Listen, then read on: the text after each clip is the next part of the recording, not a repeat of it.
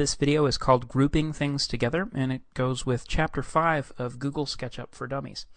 Okay, what I want to talk about is groups in this video. Now, groups are basically groups of geometry, that is, faces and edges that can be selected and moved and affected and all that stuff by clicking once, basically, instead of a whole bunch of times.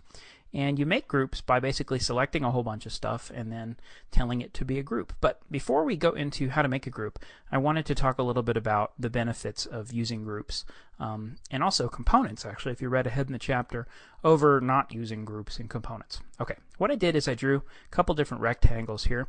I'm just going to use the push-pull tool to push these up into little boxes. Let's push this over like that. And I'm going to push this up into a little box too. All right. This is a really simple demonstration of what groups do and what happens if you don't use groups.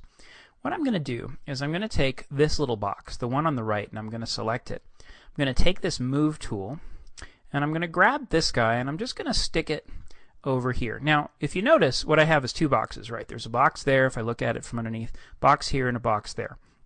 If I want to stick the second box to the first box, I'm just going to pick it up from there and put it right there. Okay. Right? So pretty simple. What I've got is two boxes there. And if both are deselected, I still have two boxes, right? And if I want to just select one of them, again, just the same one that I had before, let's deselect that edge. Oops. Oh, I'm hitting the wrong key. I'm going to hit Shift and click to deselect. And if I want to select all that stuff I had selected before, I'm just going to draw a little box with the Select tool around it.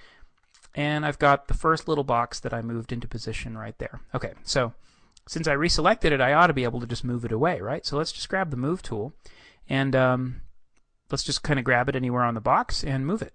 And oops, look what happens. It's actually stuck to the other box. Now, that might have been what you wanted actually to happen.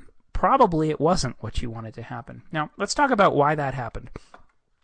Basically, geometry, that is, edges and faces in SketchUp, is what's called sticky, which means that when you stick one edge to where there's an edge that already existed, basically if you make two edges into one edge, watch, I'm going to take all this and then get the Move tool, and this edge that I'm kind of hovering over right here, if I just move that edge over here, this edge right here, that became one edge. Instead of one edge and then an edge that was over here, this is now one edge, which means anything that I do, I'm just going to select all this stuff again and then use the Shift key and deselect that.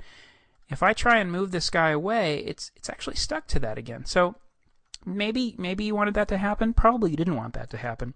The way to prevent that from happening is to use groups. Watch this.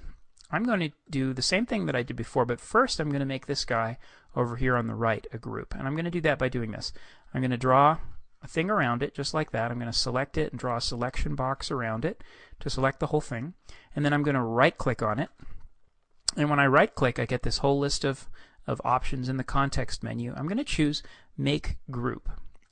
And when I choose Make Group, notice it gets this blue outline all the way around it like that. And that tells me that it's a group. It also tells me that it's a component if it's a component. There's no visual difference between a component and a group when you make one, but in this case I chose group, so I know it's a group. And we can get into components later. Watch what happens now. If I take my Move tool and grab this guy right where I grabbed it before and move it over here, just like that, and then deselect everything, you'll notice that it kind of looks the way that it did before, right? Except that these edges are thick. So that's kind of a tip-off for people who are experienced at looking at SketchUp models, that these two geometries haven't actually been stuck together. But watch. I'm going to go ahead and select that box again. And notice how it comes with this blue selection outline. That means it's a group or a component. I'm going to take this Move tool and move this away, and lo and behold, they don't stick together. And that's because one of them is a group. So if you want to keep geometry from sticking to other geometry when you move them together or apart, that sort of thing, what you have to do is work with groups to do that. Okay, and that makes it easier to work with your model all the way around. If I were to put, let's actually just backspace here. If I were to put a roof on top of this guy, let's put a little simple cartoony pitched roof on top of this little rectangle, just like that. And then I actually, I don't know, cut it off with a couple of edges, just like this. Now, I do have a bunch of faces right there, right? So I've got 1, 2, 3, 4 faces that define that roof. Let's take the select tool and select that roof, just like this, and then use the move tool and see if I can take that roof off. Oh, I can't take the roof off, right? Because it's actually stuck there. But watch what happens if I do this. I'm going to get the select tool again. I'm going to right click on that selected stuff and say make group. And when I say that, what I end up with is this. Let's take the move tool again and move this away, and look what happened. I'm able to actually move all that stuff away because it became separated from this first object just in making it a group. And the same thing happens if you make it a component. Again, we'll talk about components in later videos and later on in the book. But that's sort of the basic operating principle there for why groups make it really, really useful. Or it's really, really useful to make groups while you're actually building models. Okay, last thing, let's talk about naming groups. A couple different ways you can do that. First way you can do it is to select the group that you want to name, right click, and what we're going to do is choose this entity info option right at the top. And what that does is it opens the entity info dialog box, and what I've got here is a little thing that says this is a group. You have one group in your model. This says it's painted with the default materials. Let's just expand this. It has some options for how it's, whether it's hidden, whether it's locked. It has some shadow stuff. I'm just going to minimize that again so that I'm not looking at all those options. It tells me what layer this group is on. We'll talk about layers later on in the book, actually, in later on in this chapter. I apologize. Okay, and more importantly, right here I can name this. So let's name it. I'm going to name that group roof.